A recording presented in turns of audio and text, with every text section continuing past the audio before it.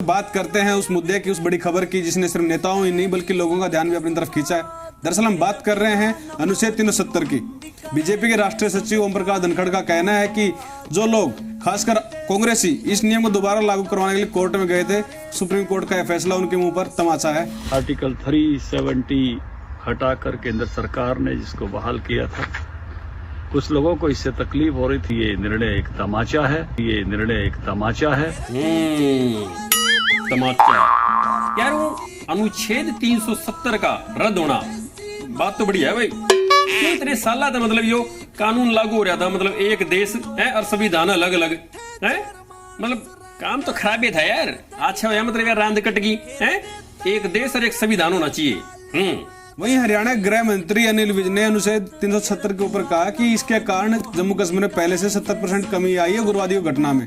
साथ ही उन्होंने कहा कि जो लोग दोबारा सुप्रीम कोर्ट गए थे इस नियम को लागू करवाने के लिए, उन्हें अपने लिए कोई न कोई सजा जरूर मुकम्मल करनी चाहिए, चाहे वो 2 घंटे हाथ ऊपर करके खड़े होना ही क्यों ना हो। जिन जिन लोगों ने ये लगाई और इसका समर्थन किया, चाहे 1 घंटा हाथ खड़े करके निश्चित समय पर वो करें। भाई वो तो अपने गब्बर साहब ने कसूता है पॉइंट हमारा।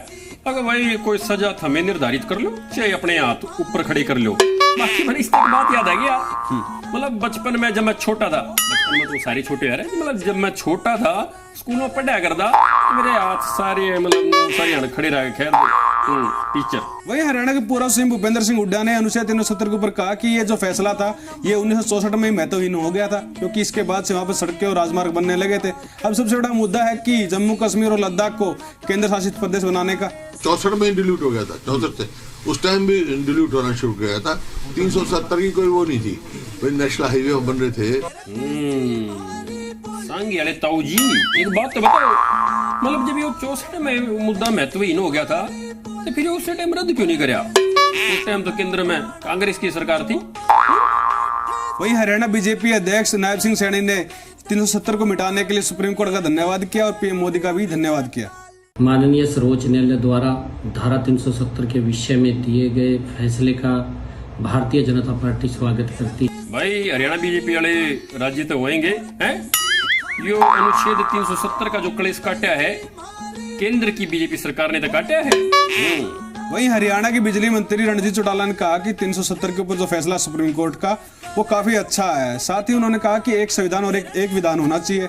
उन्होंने कहा कि अलग संविधान और अलग झंडे इतिहास की बात हो चुके हैं। सुप्रीम कोर्ट का हम तहे दिल से धन्यवाद करते हैं कि उन्होंने देश के एक पॉपुलर निर्णय को, जो लोगों की बहुत लंबी एक मांग थी, जो कॉन्स्टिट्यूशनल ठीक थी, उस पर उन्होंने मोहर लगा के देश की बात का सम्मान करा।